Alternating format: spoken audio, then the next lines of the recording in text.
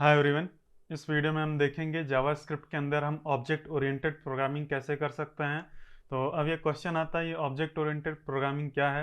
ये कोई नया सिंटैक्स है या कुछ नया चीज़ है?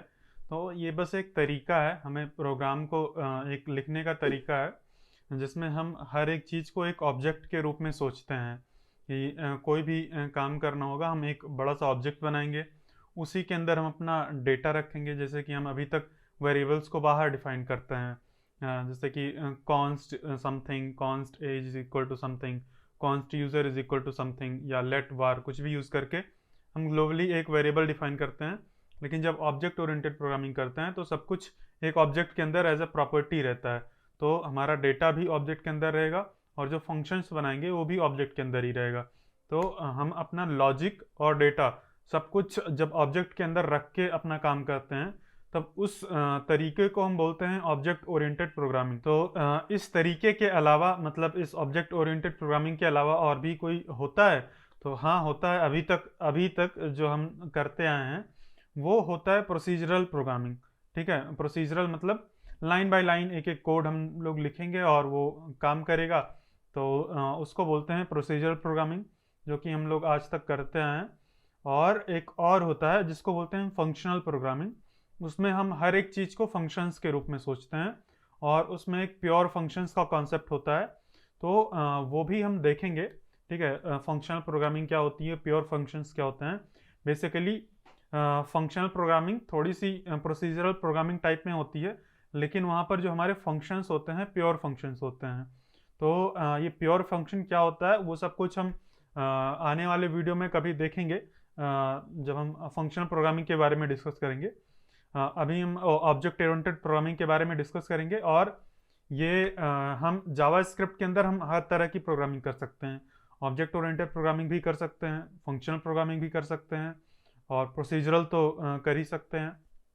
तो अब यहाँ पर जो भी फ्रेमवर्क्स होते हैं, जैसे कि जो एंगुलर है, एंगुलर जेएस या एंगुलर जो है वो ऑब्जेक्ट ओरिएंटेड प्रोग्रामिंग के प्रिंसिपल पर ही बना है। और रिएक्ट जो था वो भी पहले ऑब्जेक्ट ओरिएंटेड प्रोग्रामिंग के प्रिंसिपल पर ही बना था, लेकिन अभी वो शिफ्ट होके लगभग 3-4 साल से शिफ्ट होके वो हो गया है फंक्शनल प्रोग्रामिंग पे। फंक्शनल प्रोग्रामिंग समझने में थोड़ी सी ईजी होती है, थोड़ा सा मतलब ज़्यादा सिंपल होता है। और ऑब्जेक्ट ओरिएंटेड प्रोग्रामिंग भी अच्छा होता है, काफ़ी बड़े बड़े प्रॉब्लम्स को ऑब्जेक्ट ओरिएंटेड प्रोग्रामिंग का यूज़ करके सॉल्व करते हैं। जो हमारी जावा लैंग्वेज है या सी प्लस प्लस है, उन सब में ऑब्जेक्ट ओरिएंटेड प्रोग्रामिंग ही करते हैं। तो अभी यहाँ पे हम देखते हैं ऑब्जेक्ट ओरिएंटेड प्रोग्रामिंग क्या होती है और हम जावा स्क्रिप्ट के अंदर कैसे ऑब्जेक्ट ओरिएंटेड प्रोग्रामिंग कर सकते हैं। तो अपने स्क्रीन पर आ जाते हैं। यहाँ पर मैंने एक प्रोजेक्ट क्रिएट कर लिया है। ये HTML है, ये हमारा पूरा HTML है, और ये जावा स्क्रिप्ट है। इसके अंदर मैंने बस एक सिंपल सा ऑब्जेक्ट बनाया है और ज़्यादा कुछ नहीं है। तो और फिर यहाँ पे मैंने कुछ उससे रिलेटेड डिटेल्स लिखी हैं कि 4 pillars of object oriented programming. जो भी ऑब्जेक्ट ओरिएंटेड प्रोग्रामिंग होती है उसके 4 पिलर्स होते हैं, 4 कोर फंडामेंटल्स होते हैं जो कि हम अचीव करते हैं अपने ऑब्जेक्ट ओरिएंटेड प्रोग्रामिंग में। तो ये नाम काफ़ी भारी भरकम लग रहे होंगे: इनकैप्सुलेशन, एब्स्ट्रैक्शन, इनहेरिटेंस, पॉलीमॉर्फिज्म। ये सब कुछ इतना खतरनाक नाम लग रहा है, लेकिन है कुछ भी नहीं, काफ़ी सिंपल चीज़ है, बड़े आराम से हम समझ जाएंगे। तो चलो हम अपने स्क्रीन पे आते हैं, मतलब स्क्रीन पे हैं ऑलरेडी हम। चलो हम अपने कोड के अंदर चलते हैं और देखते हैं कि ऑब्जेक्ट ओरिएंटेड प्रोग्रामिंग से पहले अभी तक हम लोग कैसे करते आ रहे हैं। प्रोसीजरल प्रोग्रामिंग जो होती है वो तो उसमें मान लो अब ऐसा नहीं है कि हम ऑब्जेक्ट ओरिएंटेड प्रोग्रामिंग के अंदर फंक्शंस नहीं यूज़ कर सकते हैं और फंक्शनल प्रोग्रामिंग के अंदर ऑब्जेक्ट्स नहीं यूज़ कर सकते हैं, या प्रोसीजरल प्रोग्रामिंग के अंदर ऑब्जेक्ट्स नहीं यूज़ कर सकते हैं। दोनों में एक दूसरे का मतलब यूज़ कर सकते हैं, लेकिन जो हमारा बिग पिक्चर होगा, बिग आइडिया होगा, वो होगा ऑब्जेक्ट ओरिएंटेड प्रोग्रामिंग के अंदर कि हमारी जो एक यूनिट होगी वो पूरा ऑब्जेक्ट होगी, उसी के अंदर सब कुछ लॉजिक लिखा जाएगा। तो अभी मान लो कि हमें अभी यूज़र का एक यूज़र ऑब्जेक्ट है यहाँ पर, और यूज़र की एज हमें कैलकुलेट करनी है। एज यहाँ पे है ऑलरेडी, हमें डेट ऑफ बर्थ निकालनी है एज का यूज़ करके। डेट ऑफ बर्थ तो नहीं निकाल पाएंगे, हमें ईयर ऑफ बर्थ निकालनी है। तो ईयर ऑफ बर्थ कैसे निकालेंगे हम? हम एक फंक्शन लिख सकते हैं। पहले तो मैं एक बार यहाँ पे दिखा देता हूँ कि हमें अभी जो करंट ईयर चल रहा है, अभी 2023 चल रहा है जब भी मैं इस वीडियो को रिकॉर्ड कर रहा हूँ। तो अभी करंट ईयर को एक्सेस करने के लिए हमें जावास्क्रिप्ट के अंदर एक ऑब्जेक्ट मिलता है, डेट ऑब्जेक्ट। उसको हम ऐसे कॉल करते हैं न्यू डेट। न्यू कीवर्ड क्या है ये सब कुछ हम यहीं पर देखेंगे ऑब्जेक्ट ओरिएंटेड प्रोग्रामिंग के अंदर ही। जावास्क्रिप्ट में अभी एक दो वीडियो के बाद आ जाएगा। जब हम लोग कंस्ट्रक्टर फंक्शन पढ़ेंगे तब हमें समझ आ जाएगा न्यू कीवर्ड क्या होता है। तो यहाँ पर हम लिखते हैं न्यू डेट और इसको हम कॉल करेंगे एज अ फंक्शन, और फिर यहाँ पे डॉट लिखेंगे और गेट फुल ईयर, इतना कर देंगे बस। इतना करने से थोड़ा सा मैंने गलती कर दी, यहाँ पे हमें इसको कॉल करना है, ये फंक्शन है, ठीक है। तो गेट फुल ईयर कर देंगे इस तरह से, तो हमें करंट ईयर मिल जाएगा। तो ये हमें करंट ईयर मिल गया है, और अगर किसी यूज़र की एज मान लो 25 है तो उसमें से हम 25 माइनस कर देंगे तो लगभग आ जाएगा 1980, मतलब 1998 इस तरह से आ गया है। भी हर एक केस में करेक्ट नहीं होगा, अगर मतलब यूज़र मतलब मंथ पे भी डिपेंड करता है कब यूज़र पैदा हुआ था। तो कोई बात नहीं, हम एज अ जनरल मान के चलते हैं कि 1998 में पैदा हुआ था। हम करंट जो ईयर है उसमें से एज को माइनस करके हम ये गेस करेंगे कि यूज़र कब पैदा हुआ था।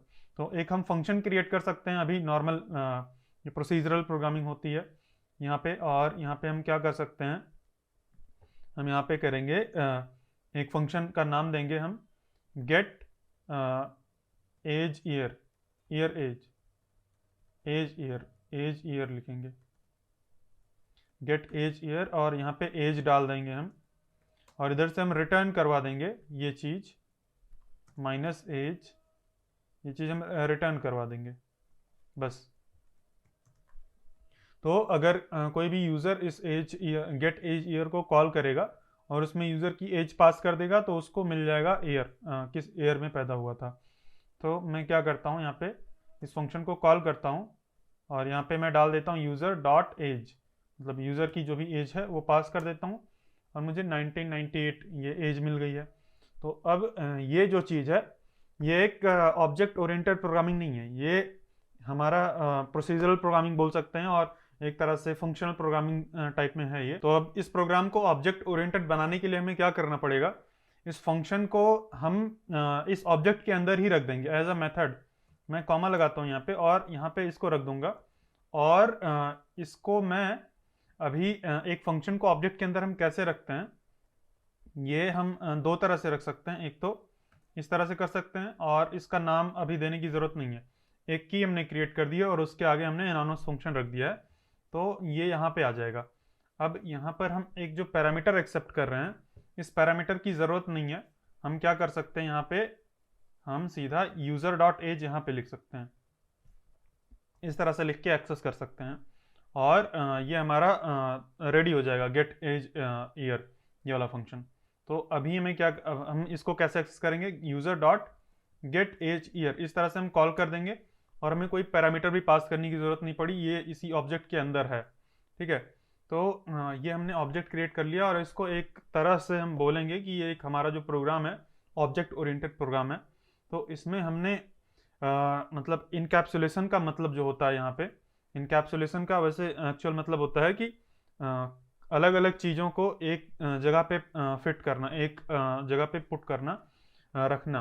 तो हमने क्या किया है, हमारा जो फंक्शन था, लॉजिक था जो कि बाहर लिखा था, उसको हमने यूज़र ऑब्जेक्ट के अंदर रख दिया है। और इनकैप्सुलेशन के अंदर एक और चीज़ आता है कि इसको बोलते हैं डेटा हेडिंग, शॉर्ट में बहुत लोग डेटा हेडिंग भी बोलते हैं, कि जैसे हमारा फर्स्ट नेम जो है, लास्ट नेम है, एज है, सब कुछ है, तो ये बाहर के दुनिया से हिडन रहे, मतलब बाहर से इसको ना चेंज किया जा सके। अभी तो इसको हम चेंज कर सकते हैं, जैसे कि user dot age is equal to मैं 50 कर सकता हूँ, 60 कर सकता हूँ, कुछ भी कर सकता हूँ।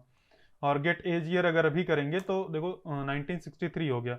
तो ये अभी यहाँ पे इनकैप्सुलेशन एकदम अच्छी तरह से नहीं इस्टेब्लिश हुआ है, थोड़ा सा हुआ है, ठीक है। थोड़ा सा ये हुआ है कि हमने अपने डेटा को और अपने लॉजिक को एक जगह पर रख दिया है, जिसको हम बोल सकते हैं इनकैप्सुलेट कर दिया। लेकिन इनकैप्सुलेशन में बाहर से हम एक्सेस भी नहीं कर सकते हैं, ऐसा होता है।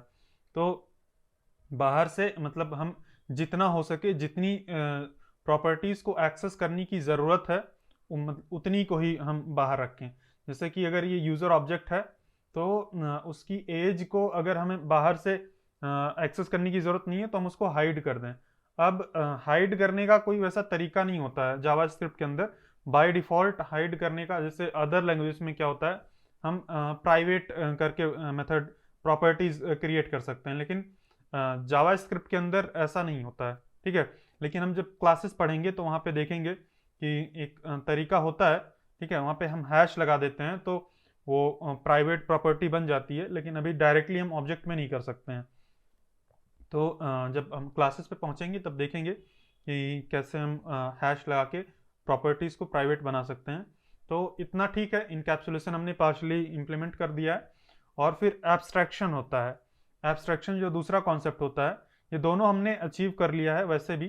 ठीक है, अभी एब्स्ट्रैक्शन तो हम मतलब केवल ऐसा नहीं है कि हम ऑब्जेक्ट ओरिएंटेड प्रोग्रामिंग में ही एब्स्ट्रैक्शन करते हैं, हम फंक्शनल प्रोग्रामिंग में भी एब्स्ट्रैक्शन कर सकते हैं। अभी जब हमने बाहर इस फंक्शन को डिफाइन किया था तभी हमने एब्स्ट्रैक्शन को अचीव कर लिया था। मैं एक बार कंट्रोल जेड कर देता हूँ थोड़ा सा। मैंने इतना जब किया था तभी हमने एब्स्ट्रैक्शन को अचीव कर लिया था। तो अभी यहाँ पे हम समझते हैं एब्स्ट्रैक्शन क्या होता है। एब्स्ट्रैक्शन का मतलब होता है हाइडिंग द कॉम्प्लेक्सिटी। ठीक है, हाइडिंग द कॉम्प्लेक्सिटी इसलिए हाइड करना ताकि जो भी इस फंक्शन को या इस मेथड को यूज़ करे उसको ज़्यादा कॉम्प्लेक्स चीज़ देखने की ज़रूरत नहीं है, मतलब उसको ज़्यादा समझना ना पड़े, बड़े आराम से उसका काम चल जाए। तो हमने क्या बना दिया है, हमने एक गेट एज ईयर फंक्शन बना दिया है। इसके अंदर यूज़र अपनी करंट एज डाल देगा। जैसे मान लो यूज़र कोई डेवलपर ही हो सकता है और उसमें अपनी करंट एज डाल देगा और उसको उसका एज का ईयर मिल जाएगा, किस ईयर में वो पैदा हुआ था ये मिल जाएगा। अब यहाँ पर हम जो भी यूज़ कर रहा है इस फंक्शन को, उसको जानने की ज़रूरत नहीं है कि इसके अंदर क्या इम्प्लीमेंट हुआ है, कैसे हुआ है, वो यूज़ कर सकता है। कुछ इस तरह से समझ लो जैसे हमारे पास फ़ोन होता है। हम फ़ोन को यूज़ करने के लिए क्या मिलता है हमें, दो बटन एक साइड में, एक बटन एक साइड में, 3 बटन हो गई और पूरा स्क्रीन हमें मिलता है। अब उसके अंदर कितनी कॉम्प्लेक्सिटी है वो तो बनाने वाला ही जानता है, लेकिन हम बड़े आराम से यूज़ कर सकते हैं, बहुत ही अच्छे से हमें समझ आ रहा है, चल रहा है, काम भी हमारा होता है। तो ऐसे ही अब ऐसा नहीं है कि एक यूज़र समझ नहीं सकता है, चाहे तो जाके समझ सकता है, देख सकता है, वो फंक्शन वहाँ पे लिखा है। और मोबाइल भी है, मोबाइल का स्क्रू खोलो और देख लो, समझो, हर एक चीज़ निकाल निकाल के देखो कैसे काम कर रहा है। समझने को समझ सकता है, लेकिन उसको यूज करने के लिए समझने की जरूरत नहीं है। तो इनकैप्सुलेशन का मतलब होता है नॉट शोइंग द कॉम्प्लेक्सिटी। ठीक है, बहुत लोग बोलते हैं हाइडिंग द कॉम्प्लेक्सिटी, लेकिन हम लोग हाइड करने की कोशिश नहीं कर रहे हैं, हम लोग इनकैप्सुलेशन के अंदर हाइड करने की कोशिश करते हैं कि बाहर से दिखे ही ना, अगर यूजर चाहे भी तो। एब्स्ट्रैक्शन के अंदर होता है कि चाहे तो देख सकता है यूजर, लेकिन यूजर को यूज करने के लिए हमें वो करने की जरूरत नहीं है, मतलब समझने की ज़रूरत नहीं है। अभी अगर हम ये फंक्शन नहीं बनाए होते तो यूज़र को क्या करना होता, यूज़र अगर एज कैलकुलेट करना होता, मतलब बर्थ ईयर कैलकुलेट करना होता, तो उसे खुद ये पूरा कोड लिखना होता, न्यू ईयर, ठीक है, गेट फुल ईयर माइनस अपनी जो एज है, ठीक है, अपनी जो भी एज है वो यहाँ पे देना पड़ता उसको। तो इस तरह से हम एब्स्ट्रैक्शन को अचीव कर सकते हैं। एब्स्ट्रैक्शन का मतलब होता है हाइडिंग द कॉम्प्लेक्सिटी। जो भी कॉम्प्लेक्सिटी है उसको मतलब यूज़र को नहीं शो करेंगे, हम थोड़ा सा सिंपल इंटरफेस बना देंगे।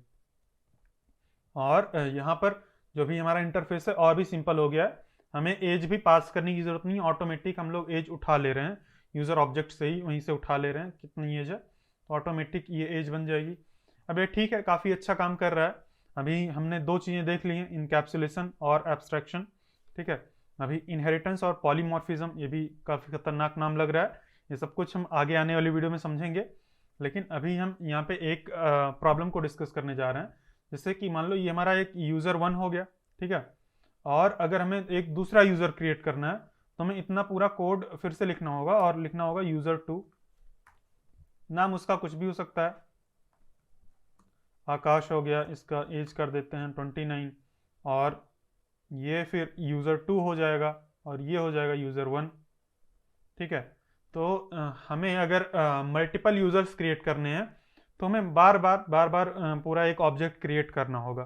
ठीक है, तो अगर मैं user 2 dot dot get age करूं, गेट एज ईयर, तो ये यूज़र 2 का एज ईयर दे रहा है। अगर मैं यूज़र 1 का करता हूं तो यूज़र 1 का एज ईयर देगा, किस ईयर में वो पैदा हुआ था। तो एक मिनट, हाँ, तो ये हो गया। तो अभी यहाँ पे अगर हमें 10 यूजर्स क्रिएट करने हैं या 3-4 ही क्रिएट करने हैं तो बहुत बड़ा कोड हो रहा है और बार बार हम रिपीट कर रहे हैं। तो इस प्रॉब्लम को सॉल्व करने के लिए एक कॉन्सेप्ट लोगों ने डेवलप किया फैक्ट्री फंक्शंस का। तो इस वीडियो में हम लोग जो मेन समझेंगे फैक्ट्री फंक्शंस क्या होते हैं और हम कैसे फैक्ट्री फंक्शन का यूज करके ऑटोमेटिक बड़े ही आराम से हम कई सारे ऑब्जेक्ट क्रिएट कर सकते हैं। हमें बहुत ज़्यादा कुछ करने की ज़रूरत नहीं है, बहुत ज़्यादा कोड लिखने की ज़रूरत नहीं। तो अभी मैं यहाँ से यूज़र 2 को डिलीट कर देता हूँ और मैं एक फंक्शन क्रिएट करता हूँ, नॉर्मल फंक्शन क्रिएट यूज़र। और यूज़र को क्रिएट करने के लिए हम उसका नाम लेंगे, फर्स्ट नेम, लास्ट नेम और एज, ये 3 चीज़ें हमें चाहिए और फिर हम यूज़र को क्रिएट कर देंगे।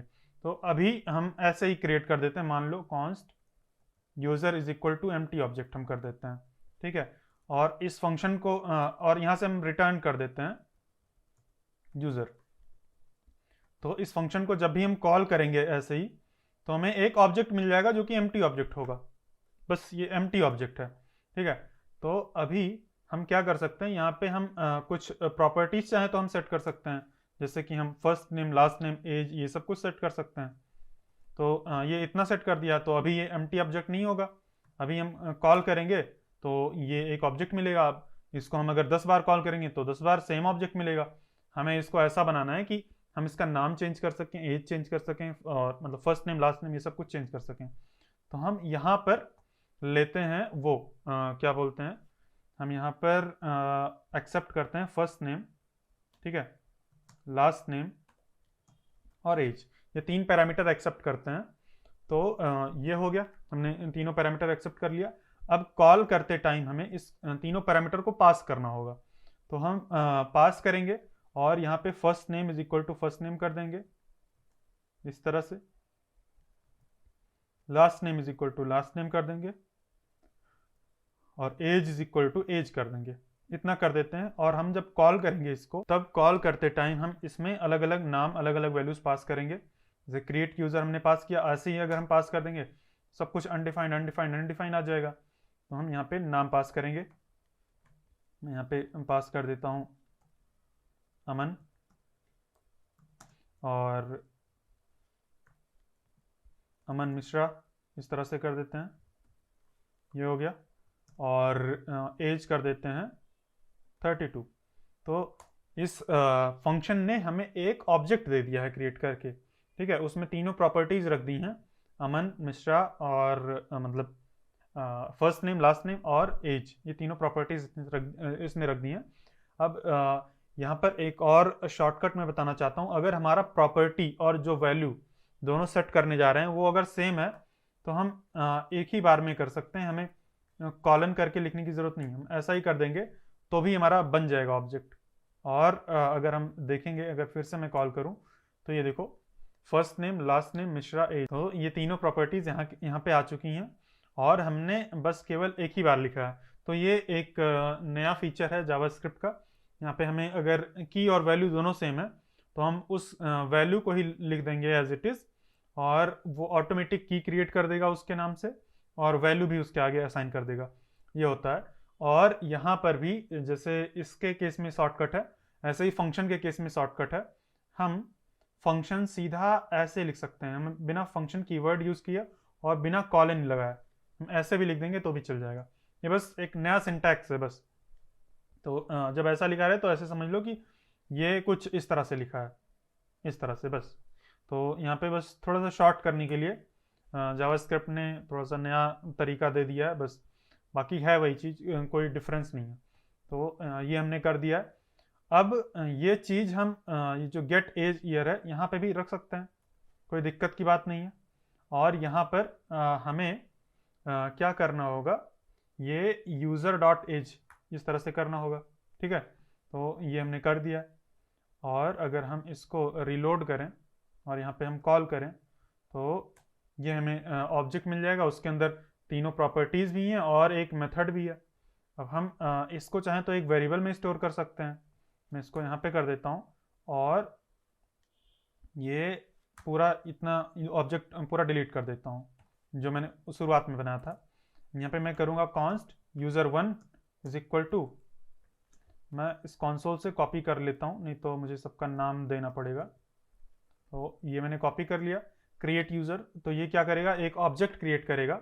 ऑब्जेक्ट के अंदर फर्स्ट नेम, लास्ट नेम और गेट एज ईयर, ये तीनों प्रॉपर्टीज़ और मेथड्स को डिफाइन करेगा, जो भी हमने यहाँ पे किया है, और फिर उसको रिटर्न कर देगा ये फंक्शन।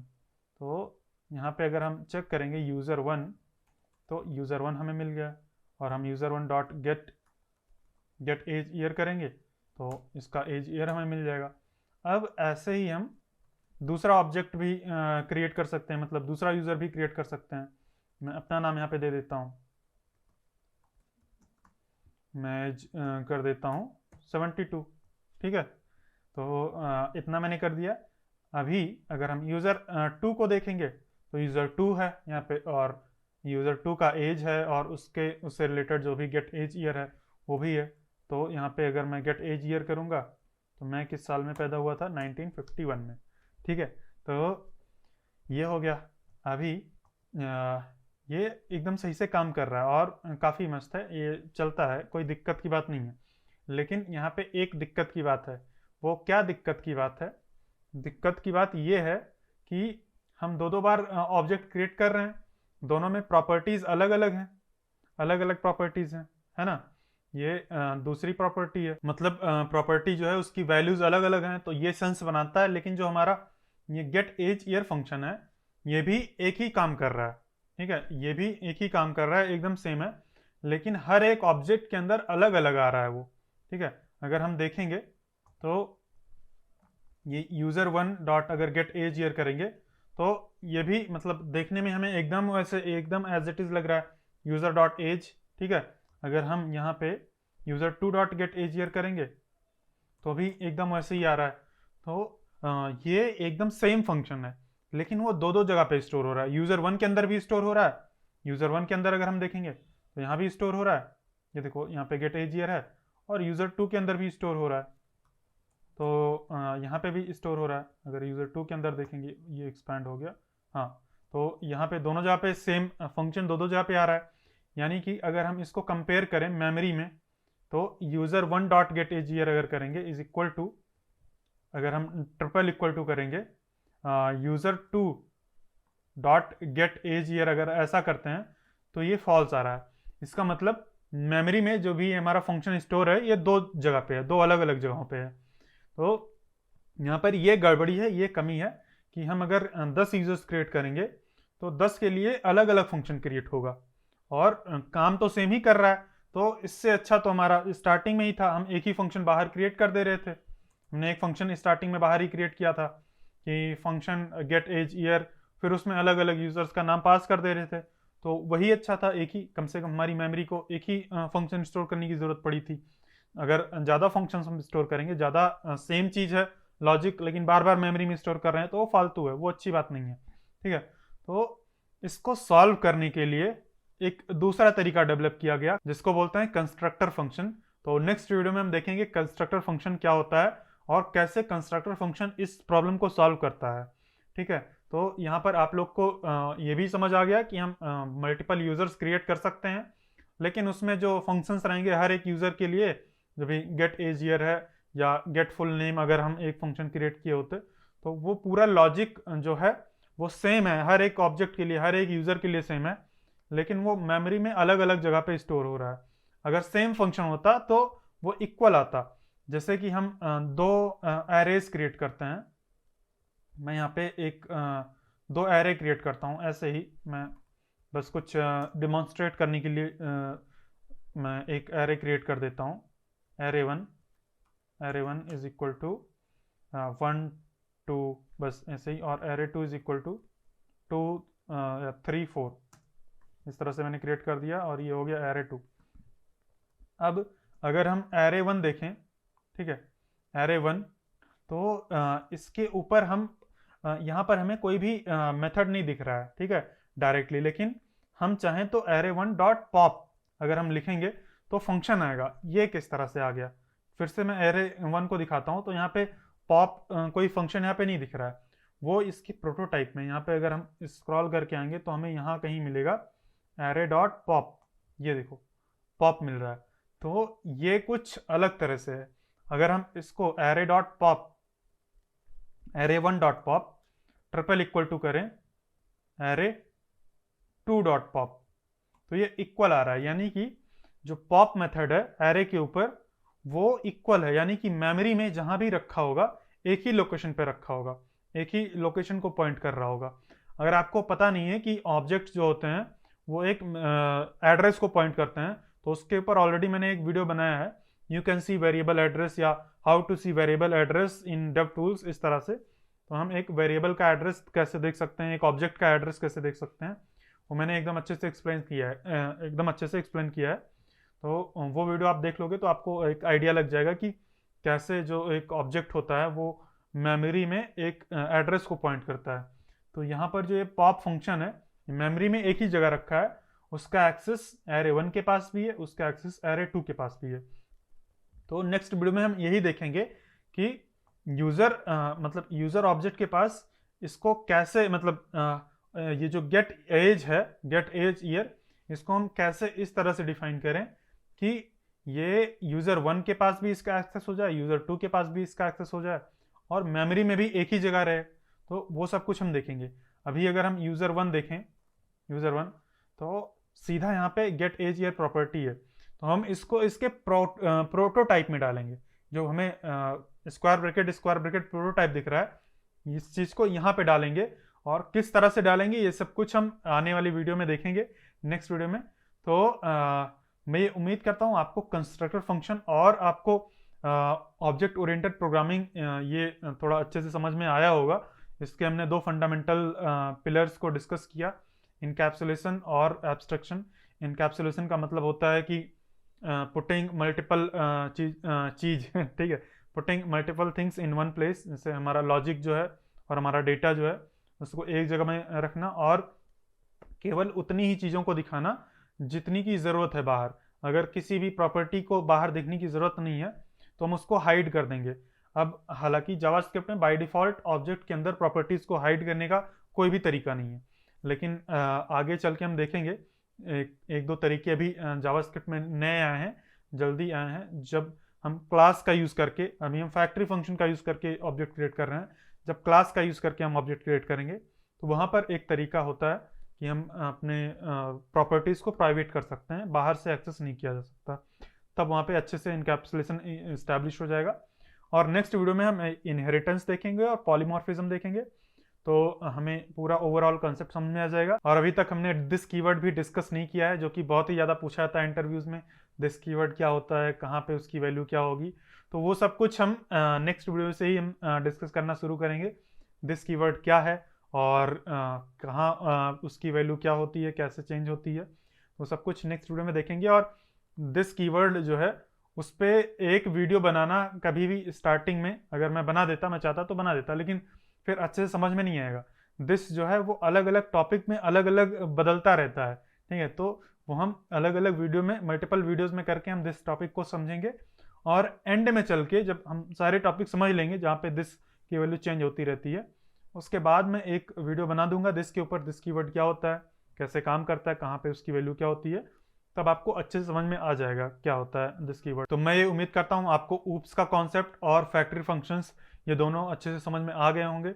अगर आपका कोई भी डाउट या कोई भी क्वेश्चन है तो कमेंट सेक्शन में पूछ लेना। आपको डिस्क्रिप्शन में टेलीग्राम ग्रुप का लिंक भी मिलेगा, आप जाके वहाँ पे भी अपने क्वेश्चन पूछ सकते हो। वहाँ पे काफ़ी अच्छे लोग हैं, काफ़ी एक दूसरे की हेल्प करते हैं। आपका कोई भी डाउट हो उस टेलीग्राम ग्रुप में भी पूछ सकते हो आप। और आपको अगर मुझसे कोई भी डायरेक्ट क्वेश्चन पूछना है तो हम लोग हर संडे लाइव करते हैं गूगल मीट पर। आप चाहो तो कनेक्ट करके मुझसे अपना क्वेश्चन डायरेक्टली पूछ सकते हो गूगल मीट पे। संडे को रात 8 बजे लाइव करते हैं, उसका भी लिंक आपको डिस्क्रिप्शन में ही मिल जाएगा। तो मैं ये उम्मीद करता हूँ आपको ये वीडियो अच्छी लगी होगी। मिलते हैं नेक्स्ट वीडियो में, तब तक के लिए बाय बाय।